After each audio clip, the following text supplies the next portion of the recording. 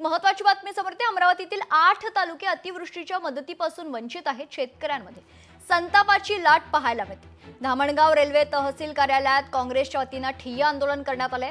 सरकारने शेतकऱ्यांची थट्टा केली अशी टीका खासदार बळवंत वानखेडे यांनी केली आहे।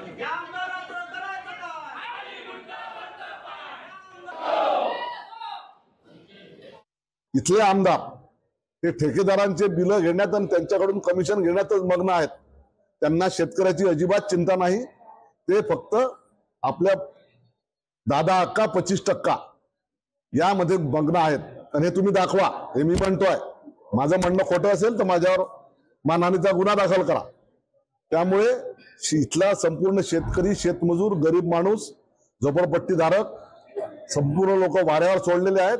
ही वस्तुस्थिती आहे आणि त्यासाठी आमदारच जबाबदार आहेत। शेतकऱ्यांना जे काही त्यांनी लावलेली किंमत आहे ते सुद्धा निघत नाही।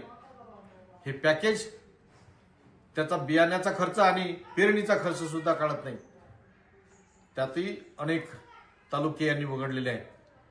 जिल्ह्यात फक्त 6 तालुक्यांना पॅकेज जाहीर केलेला आहे।